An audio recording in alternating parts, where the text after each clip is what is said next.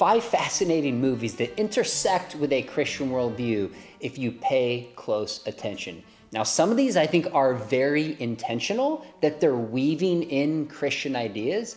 Some of these I think are accidental, but they intersect with a Christian worldview because we all live in the world that God has made. Either way, there's a lot we can learn biblically by looking at these films.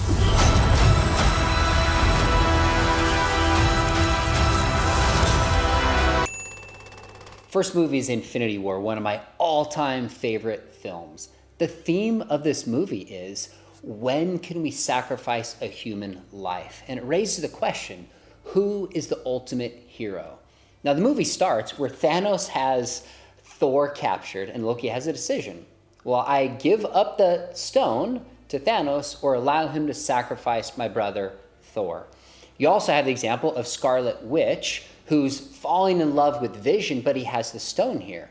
Do I remove the stone and potentially try to destroy it, which would end the life of Vision, but prevent Thanos from getting the stone? You also have Star-Lord and Gamora, of course, falling in love. And Gamora says to Star-Lord in this iconic scene, she goes, if Thanos takes me, I want you to sacrifice my life to keep him from getting the Soul Stone. What?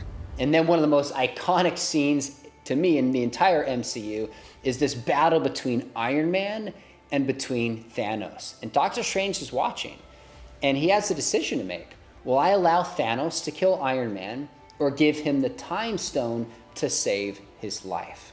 And of course, Captain America famously says, we are not in the business of exchanging lives. Until the only way to stop Thanos and save half the universe is for Iron Man to willingly lay down his life as the ultimate hero, as a sacrifice. You really see this come to fruition when Thanos has Gamora and he's about to throw her off the ledge to get the Soul Stone. And she realizes what he's about to do to her. And she says to Red Skull, this is not real love. Of course, Jesus says that real love is laying down one's life for a friend. And he didn't just say that. This isn't just in a fictional film. He actually laid down his life for all of us. I don't know that Marvel did this intentionally. I'm pretty sure they didn't. But I don't think we can escape that we know the greatest hero and the greatest act of love, because the greatest thing we can give is our own life. Iron Man did that in fiction. Jesus did it in real life. The lady, she broke her neck. Oh my God, but you can see her? Yes. Where is she? Standing next to my window.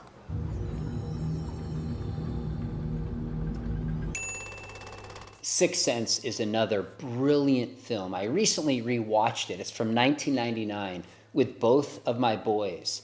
And what changed for me is, number one, I'm a parent now. But number two, I'm more convinced than ever that the supernatural realm is real. You see, this is a story about a 10-year-old boy who's kind of an outcast. He sees supernatural things, and he's afraid to tell anybody because no one will believe him based on what he sees. One of the famous scenes in the movie where he finally gets the trust of the character played by Bruce Willis. He's lying in bed and he kind of whispers to him. He says, you promise you'll trust me? He says, yes. He says 4 words. He says, I see dead people. When I saw that, I got goosebumps. I'm like, man, this is a supernatural kind of experience. So I'm not convinced there's ghosts, but I'm convinced the supernatural realm is real. One of the scenes in the movie that I honestly got tears because I was a parent is the 10-year-old is sitting there with his mom. And apparently one of these ghosts took some kind of amulet or trinket from her room, put it in his room. He didn't do it. She's asking him, did he move it? And in her mind, the only possible explanation is that he did it. And he sits there, and this kid is an absolutely brilliant actor. You see the angst on his face. He's like, I want my mom to love me, but I also have to speak the truth. A ton of you watching this have had near-death experiences. You've had angelic visitations. You've seen miracles. or demonic encounters, and you feel like people are going to treat you the same way if you speak out and say something. What's so brilliant about this movie over a quarter century ago, it anticipated our cultural moment where the supernatural is back, but there's still a lot of people not open to it.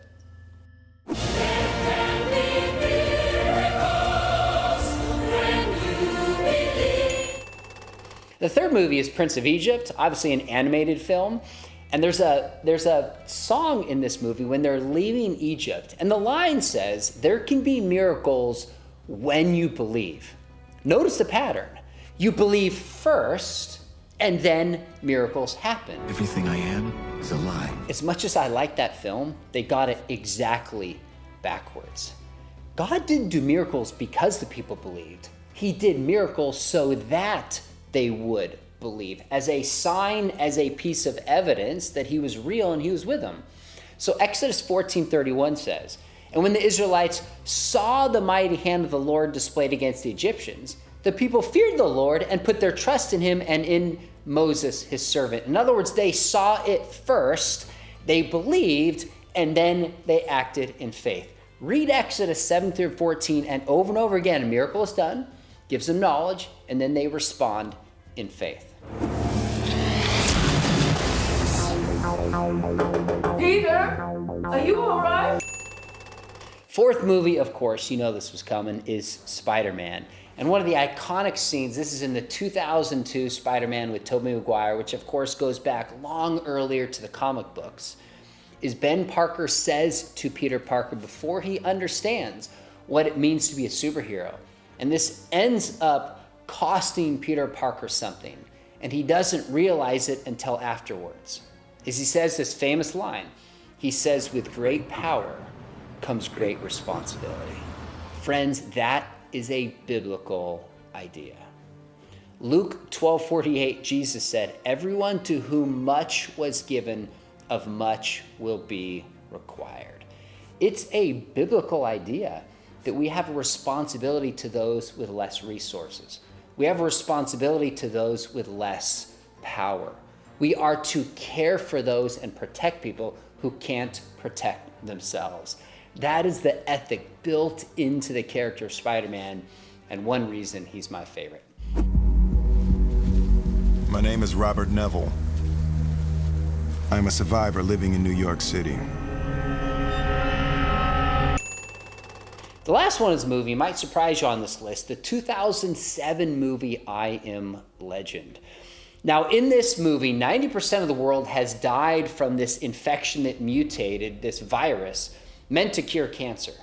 The only surviving human we're aware of in New York is Will Smith, who's immune to the disease. Now, to cure his loneliness at one point, he even talks to these mannequins, which just shows that human beings were built for relationships and we suffer without it. But more telling is he derives a cure through his own blood and apparently sacrifices his own life in the end. Does that sound familiar? And then one of the harrowing scenes is one of the Dark Seekers. These are human beings who've been affected by this virus, and it just makes them kind of crazy and dangerous and vampiric in some sense. He's crashing against the glass, and he's trying to kill Will Smith, who ironically is yelling at him, "I'm trying to save you." That scene is so powerful, the gospel, because Will Smith is a Christ-type figure here who, through his blood and his sacrifice, laying down his life, finds a cure. I was watching that going, man, this is like Jesus. And people are crucifying him and mocking him. And he's actually doing this to save them. Now, if you watch the film closely, there's a lot of biblical images and words kind of woven in the background, which tells me this is an accident and it's likely intentional by the director. Hey, let me know what you think about these examples. Do you buy them? Do you think, no, they're not there? Can you think of any other movie examples where you think the gospel's there? I would love to hear, and I'd love to know if this kind of video for me is helpful. Make sure you hit subscribe. We've got some other videos coming up on apologetics and worldview, and of course, I'd love to have you join me at Talbot School of Theology at Biola University to learn how to be an apologist for the faith.